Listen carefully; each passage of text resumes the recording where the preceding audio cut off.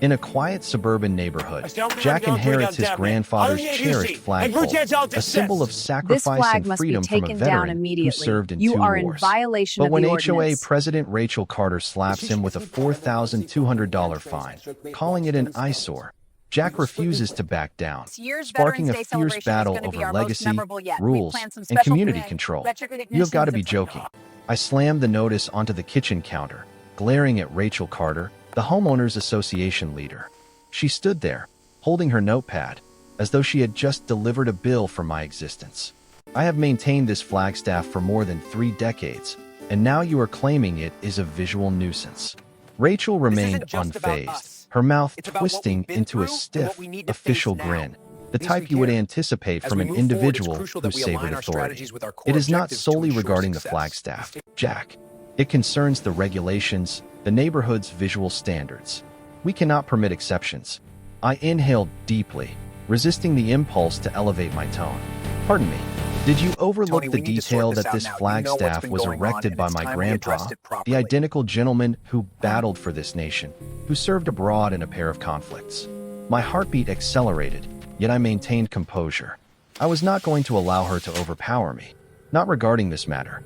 That is irrelevant in this context, she retorted abruptly, without even glimpsing the mounted pictures of my grandpa displayed on the wall. She was observing the flagstaff through the glass pane. The dignified, faded material waving in the dawn wind appeared nearly as a provocation to her. The guidelines are explicit. The Homeowners Association possesses the ultimate decision. That explains the $4,200 penalty charge. My thoughts were swirling. How had we transitioned from a relaxed residential area to this level of conflict? And why was she focusing on me? It was not merely a banner. It was not simply a penalty. It was all that my grandpa had bequeathed. His devotion, his dignity, his heritage. I crossed my limbs, composed yet resolute. You are not going to triumph in this conflict, Rachel. I do not mind how many regulations you possess on that document. I possess this property, and I possess that flagstaff. My grandpa battled for the liberties you appear so eager to ignore. You are challenging the incorrect individual. I observed her gaze waver momentarily, an indication of uncertainty, but she swiftly concealed it with that identical chilly, businesslike demeanor. We shall determine that. My teeth clenched. Indeed, we shall. As she departed, I remained there, gazing at the flagstaff. A present from a gentleman who never demanded much, but who consistently contributed all. The banner fluttered in the gust, a cue of the struggle forthcoming. I did not desire to engage in combat, but darn it, I was not prepared to tolerate this. And it was not solely the banner. It was all that accompanied it. The residents, the recollections, the past. These were not merely stones and cement. This was my clan's inheritance. From which location are you viewing? What is the single item you would defend if somebody attempted to seize it? Leave a remark beneath and remember to join for additional content. Believe me, you will not wish to overlook the subsequent events. I did not rest much that evening. How could I? The notion of Rachel Carter and her Homeowners Association panel, their directives, their dominance, persisted in my mind like an unpleasant flavor. But dawn arrived, and the struggle persisted. I attempted to set it aside, attempted to concentrate on my occupation, but I could not dispel the sensation that something had altered. Rachel had rendered it individual, and now it was my opportunity to reciprocate. I was positioned at my workstation when the following notice arrived. I noticed it on the kitchen surface, a slender envelope bearing the Homeowners Association's emblem imprinted in prominent dark ink. I retrieved it gradually, as if perusing the initial sentence of a message from a former adversary. I anticipated its content prior to even unsealing it, but I unsealed it regardless. Your request has been rejected. The flagstaff continues to infringe upon our residential standards. $4,200. The figure etched into my consciousness. It was not merely a penalty. It was a declaration, an assertion. Rachel was not going to cease until she shattered me, until she compelled me to submit to her desire. But she was unaware of whom she was confronting. I seized my jacket and proceeded outside. The flagstaff remained erect and lofty, a rebellious emblem of my grandpa's inheritance. I could not permit them to remove that. However, I required more than mere fury. I required a strategy. I traveled to the nearby public library and devoted hours examining zoning regulations and ownership privileges. The further I investigated, the more evident it became. The homeowners association possessed influence, certainly, but they did not hold complete authority. Not concerning my grandpa's flagstaff, not concerning my clan's background. When I eventually returned to the residence, my determination was solidified. I was not going to release this. I would combat, and I would combat intelligently. I was not solitary in this either. The residents, well, certain of them had begun to observe. A handful had visited while I was in the rear yard caring for the plants, posing inquiries. I could discern they were reluctant, fearful of becoming entangled in the dispute. One fellow, Tony, from a couple of residences away, paused before ultimately voicing his thoughts. "You are aware, Jack," he stated, his tone subdued. "I observed Rachel's minor announcement on your grass. Individuals in this area, they converse. But, well, I am uncertain if anybody possesses the courage to vocalize. You may wish to contemplate simply settling the penalty, friend. Maintain tranquility." I regarded him, endeavoring not to display the aggravation, and permit them to seize all I value. This flagstaff has existed here longer than any of us. It is a fragment of my clan's chronicle. I am not simply going to surrender. Tony moved uneasily, his sight shifting toward the pathway. "I comprehend you, Jack. I truly do. But you understand their nature. If you resist, it could become unpleasant." I advanced nearer, my manner resolute yet serene. "Then I suppose it is time to become unpleasant." Tony retreated, elevating his palms in capitulation. He did not require persuasion. He simply lacked the fortitude for a confrontation, and that was acceptable. I was not undertaking this for him. I pivoted and re-entered the residence, but I could not dismiss the impression that I was not isolated in this contest. The burden of the homeowners association's sway might be potent, but I could perceive fissures commencing to develop. Perhaps it was the subdued murmurs from the residents, the discreet looks, or perhaps it was merely the pressure of the struggle bearing down upon me. By the period I settled for supper, I possessed several schemes developing. I was not prepared to grant Rachel the gratification of rendering me feel impotent. I would consult an attorney, delve further into the homeowners association statutes, and discover every minor legal gap I could. This was not solely regarding the banner any longer. It was regarding maintaining my position. And if it signified confronting Rachel directly in the homeowners association, then let it be.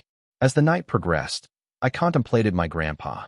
He had engaged in struggles nobody could comprehend, battled for a nation that occasionally appeared to overlook its principles. And now here I was, contending for something even more intimate. The flagstaff, the inheritance, the clan. The penalty was insignificant. What was significant was that I possessed a motive to contend, and that motive would guide me through this, regardless of how filthy the confrontation became.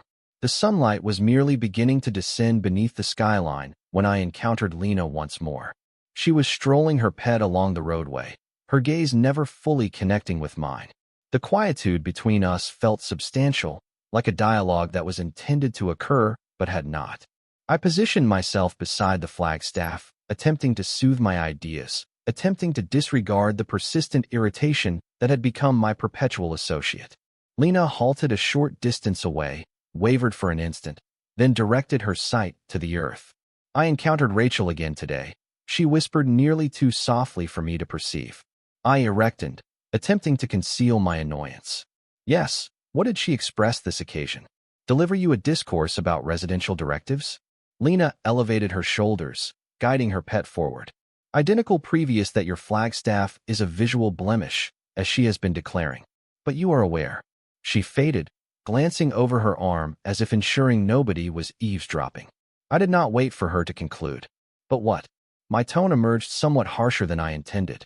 She inhaled profoundly, a minor quiver in her fingers as she pulled on the pet's strap. "I am uncertain. I believe I am commencing to perceive matters somewhat diversely." She encountered my gaze for the initial occasion that day. Her demeanor is protected but inquiring. "Jack, I have resided here for an extended period. I understand how matters function in this vicinity. The homeowners association, they do not merely halt at penalties. They will press until they obtain what they desire. And Rachel, she is not an individual you wish to confront." I intersected my limbs. "I am not seeking to confront her, Lena. I am defending my clan for my grandpa. That flagstaff signifies something. It is not merely an ornament, and Rachel is not going to intimidate me. She emitted a minor, hushed chuckle, but there was no amusement in it. I understand, Jack. I understand. But occasionally it is simpler to remain silent, to merely release it and permit them to have their manner. I advanced nearer, my tone subdued. You believe I should simply relinquish? Permit them to trample over me. Lena's gaze mellowed. She was quiet for an instant before articulating again. No, but I have witnessed what transpires when you resist too vigorously. Individuals get injured. Situations become chaotic. I sensed the bite of her statements, but I was not prepared to retreat. You have observed what transpires when individuals do nothing. Also correct. It is not solely regarding a Flagstaff, Lena. It is regarding them assuming dominance. Tony, What occurs subsequently? Perhaps they will target your yard or your entrance. Or heck, perhaps they will penalize you for your pet's neckband being too ostentatious. She did not reply instantly, but I observed the glimmer of something in her gaze. Remorse perhaps, or culpability. Jack, she commenced gradually. I formerly engaged in legal tasks. You might not be aware of this, but I managed numerous ownership disagreements for patrons. I observed matters that never reached the news. But I possess knowledge about how the framework operates. And Rachel is not going to cease until she obtains what she desires. She halted, regarding me as if pondering whether to proceed. You must be cautious. You need to comprehend what you are facing. I assented gradually, absorbing her statements. She was not merely a resident. Lena possessed expertise, genuine expertise. I was unaware why she had been so reticent all this duration, why she had remained distant from the turmoil. But now I comprehended. It was not merely apprehension. It was insightful. I am not retreating, I stated resolutely, ensuring she understood my stance. I am not permitting him to seize this from me. And if Rachel is going to continue pressing, then I will resist the correct way. Lena provided me an extended glance, her demeanor inscrutable. You are correct, Jack. It is not solely a Flagstaff. I perceive that now. I could tell she was on the verge of saying more, but she held back. The conversation hung in the air like an unfinished sentence. We both knew the stakes were high, but for the first time, I felt like I had an ally. Someone who understood the game better than I did. As Lena walked away with her dog, I turned back to the Flagstaff. The wind caught the fabric again, making it snap sharply.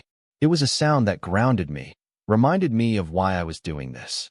The fight was far from over, but now I had a clearer path. I would use Lena's knowledge, my own research, and whatever else I could gather to push back. Rachel had started this, but I was going to finish it. The days that followed were tense. I could feel the neighborhood watching, waiting to see what would happen next. Whispers spread like wildfire, and I knew Rachel was feeling the pressure. She wasn't used to resistance, and it was starting to show. Her visits became more frequent, her notices more aggressive, but I held firm. I consulted with a lawyer, just like I planned, and the more I learned, the more confident I became. The HOA's rules weren't as ironclad as Rachel made them seem. There were loopholes, precedents, ways to fight back legally. It wasn't going to be easy, but it was possible. Lena stopped by more often after that initial conversation. She shared bits of her experience, small pieces of advice that helped me navigate the bureaucratic maze. We pored over documents together, highlighting sections that could work in my favor. She was cautious, always reminding me to be smart about it, but her support was invaluable. One evening, as we sat on the porch reviewing the latest notice, Lena looked up at the Flagstaff. It's more than just a symbol, isn't it? She asked quietly. It's a piece of who you are. I nodded, feeling a swell of emotion. My grandfather put everything into this country, into this home. I can't let that go without a fight. Lena placed a hand on my shoulder, a rare gesture of solidarity. Then don't. We'll figure this out together. The alliance grew stronger from there. Other neighbors began to trickle in, offering their own stories of HOA overreach. It was like a dam breaking. Once one person spoke up, others followed. Tony even came around, apologizing for his earlier hesitation and offering to help gather signatures for a petition. The momentum was building, and Rachel's control was beginning to slip. The quiet nods from the neighbors, the hesitant glances, they were all adding up. It wasn't over. Not yet. But I wasn't going to let Rachel get away with this. Not when so much was at stake. The next few days were a whirlwind of gatherings, telephone conversations, and discreet discussions behind shut entrances. The Homeowners Association had summoned a unique assembly, But this occasion, it was not solely regarding the Flagstaff. It was regarding all that Rachel had executed to influence the locality, to dictate how individuals resided. It was regarding making her responsible for the harm she had inflicted. This occasion, I was not merely contending for my estate. I was contending for everybody who had been too terrified to vocalize. I positioned myself at the rear of the chamber when the assembly commenced, my gaze surveying the assembly. There were additional individuals present than I had anticipated. Residents who had been too subdued previously were now appearing, some with evident rebellion in their stance. Others were still wavering, uncertain of the direction the breeze was flowing. But the atmosphere in the chamber was distinct. This was not merely an assembly anymore. It was a settlement. Rachel assumed her customary spot at the forefront, her gaze flitting around the chamber with that identical keen, strategic expression. She was attempting to convey composure, but there was a quiver in her tone when she articulated. It was subtle, but I detected it. The fissures were expanding. I summoned this assembly because we must tackle the circumstance. Rachel initiated, her manner acute. There are still individuals in this vicinity who are defying the directives, who believe they are superior to the law. We cannot permit this to pass. A whisper circulated through the assembly, and I observed a few individuals trade looks. I could sense the alteration occurring, but I knew Rachel was not going to surrender that effortlessly. She would utilize her role, her authority to attempt and reclaim dominance. I rose gradually, the gravity of the instant establishing. Every gaze in the chamber directed toward me. For an instant, there was a pulse of quietude, and I sensed the burden of the whole vicinity on my shoulders. But this was not solely regarding me anymore. This was regarding the entire locality. Rachel, you have possessed dominance for much too extended, I stated, my tone stable, but audible enough for all to perceive. You have altered the directives, disregarded the law, and intimidated individuals. And for what? To render yourself feel influential. This is not regarding a Flagstaff. It is regarding dominance. And it is time somebody resisted you. I could observe the fury spark in Rachel's gaze, but she did not disrupt. She was not accustomed to this type of rebellion, but she was endeavoring to maintain her composure. I did not intend to provide her any additional room to navigate. You believe the directives are all that is important, I proceeded. But it is not regarding the directives anymore. It is regarding what transpires when somebody employs the directives to demolish the very individuals they are supposed to safeguard. You have damaged this locality, Rachel, and individuals are finished being terrified of you. Rachel parted her lips, but I did not permit her to articulate. This was my instant, and I was not going to squander it. You have rendered it evident that you only concern yourself with your interpretation of this vicinity. I continued, my tone intensifying. But I am here to inform you of something. This vicinity pertains to all of us, and that is why we are not retreating. I pivoted toward the cluster of residents who had assembled in the chamber. I could observe some of them assenting, others erecting taller, their apprehension commencing to diminish. They were starting to perceive the veracity of what I was expressing, that this was not solely one individual struggle. It was regarding all of us. Rachel, I stated, fixing a gaze with her. This is not merely a legal contest. It is an ethical one, and you have been defeated. The quietude in the chamber was overwhelming. Rachel's countenance was distorted with indignation, but there was nothing she could express now. The assembly was altering. The current had reversed, and Rachel recognized it. Her hold on this vicinity was diminishing quicker than she could manage. One by one, the residents commenced to articulate. A few provided subdued endorsement for me, conveying their alleviation that somebody had ultimately resisted. Others were still reluctant, but their tones were not as unsure as previously. The gravity of the veracity had begun to penetrate. This was not regarding adherence to trivial directives. It was regarding resisting somebody who had misused their role for much too extended. Rachel's tone sliced through the increasing whispers. You believe you have triumphed? She exclaimed, her countenance flushed with aggravation. This is not concluded. You have not witnessed the final of me. But I was not frightened. She was furious. That was a positive indication. It signified she was forfeiting dominance. No, Rachel, I stated, my tone serene, but resolute. This is concluded. You have been defeated, and you will not return. The chamber burst into whispers of endorsement, and even those who had remained quiet previously were now vocalizing. Rachel, positioned there, A silhouette of her previous self, her stance collapsed. For the initial occasion, she appeared diminutive. She exited the chamber abruptly, her footwear clacking sharply against the surface. But it was insignificant. The contest was victorious. The locality had resisted, and Rachel's dominance was terminated. I pivoted to confront the chamber, sensing the burden elevate from my shoulders. We accomplished it, I stated, my tone dense with sentiment. This vicinity is ours once more. The vicinity felt altered now.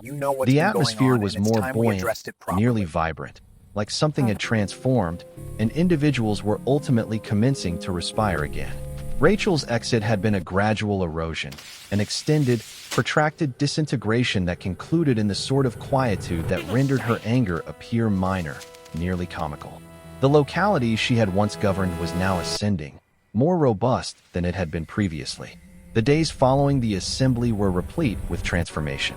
Residents who had been mute or reluctant were advancing, discovering their tones, reclaiming their area. It was not solely regarding the Flagstaff anymore. It was not even solely regarding me. It was regarding the awareness that nobody should feel helpless. That even in minor segments of the globe, individuals could create a distinction. It was regarding demonstrating that resisting for what was correct did not have to be a lone struggle. I positioned myself on the veranda one night, observing the Flagstaff in the distance. It was not merely a segment of steel and material. It was more than that. It had become an emblem of rebellion, yes, but also of endurance, of inheritance, my grandpa's inheritance. And somehow that rendered the struggle valuable. It was not regarding the minor contests. It was regarding what we bequeathed, the veracities we defended, the principles we transmitted. Lena had visited earlier that day to verify. Her grin is a bit brighter than it used to be. She was altered now, too. The subdued, reserved lady who had remained on the periphery was now more than merely a resident. She was a component of the transformation. Her own fortitude had surfaced through this, and I could observe it in the manner she conducted herself. She had discovered a fresh tone, one that was not terrified to vocalize. We were not merely a group. We were components of something larger. Now, when the ultimate documentation arrived indicating that the penalty was formally withdrawn and the Homeowners Association would have no additional assertion over the Flagstaff, I sensed a feeling of conclusion. Not just in the legal aspect, but sentimentally. It was terminated. Rachel had been defeated. And the triumph was not solely mine. It was the locality's. That night, I resolved to stroll around the vicinity. It had altered in the past few weeks. Not just materially, but in the vitality, in the way individuals engaged. I passed by the dwellings of residents who had been so cautious, so terrified to vocalize previously. Now they saluted me with minor grins, gestures, even amicable assent. Individuals were uniting in a manner they had not previously, and it felt appropriate. I halted in front of Tony's dwelling, unsure of how to approach him. He had not expressed much after our discussion during the assembly, but I knew he had been observing. He was a subdued spectator, but I could discern that something had transformed in him, too. He was positioned on his veranda when I approached, gazing up at the Flagstaff. Without a statement, he rose, extending his palm to clasp mine. I did not believe you could accomplish it, he stated quietly, his tone conveying a blend of admiration and appreciation. But I perceive it now. You did not merely contend for your banner. You contended for all of us, and I am apologetic for not perceiving it sooner. I grasped his palm, clasping it resolutely. You do not have to express regret, Tony. I merely executed what had to be executed. It is never simple, but it is worthwhile. He grinned, a burden elevating from his shoulders, as if he had ultimately discovered the fortitude to step into his own authority. I will be more expressive next time. This vicinity merits better than what we have been receiving. We positioned ourselves there for an instant, the atmosphere cool and serene, but with an undertone of something novel, a sense of potential. I knew it was not going to be flawless. That transformation requires duration. But for the initial occasion, it felt like matters were progressing in the correct direction. Later that evening, I settled at the kitchen counter with Lena. We did not need to express much. We both understood how much had been achieved, how far we had advanced. This is merely the commencement, she stated, her tone gentle but assured. But we have initiated something, and perhaps, just perhaps, other individuals will perceive that they can do the identical thing. I assented, sensing the gravity of her statements. We made our resistance, and that is what is important. I suppose the struggle was not solely regarding the Flagstaff. It was regarding resisting our privilege to exist as we are, to safeguard what is ours. Lena grinned, a subdued but satisfied grin. And now it is regarding ensuring no one forgets what transpires when individuals refuse to be dominated. I gazed out the glass pane, the banner softly undulating in the gust, my grandpa's inheritance in complete sight. It was not solely regarding the triumph anymore. It was regarding the manner we conducted ourselves, the manner we treated one another. It was regarding guaranteeing that the principles we contended for were not forfeited, that the narratives we recounted and the past we carried were never obliterated. Because in the conclusion, that is what truly is significant, what we bequeath. Occasionally it requires just one tone to shatter the quietude, I pondered, regarding the banner. It was not merely a segment of material. It was a cue that resisting, no matter the probabilities, always creates a distinction. How has your own locality altered after resisting the directives that were incorrect? Share your ideas in the remarks or inform us from where you are viewing.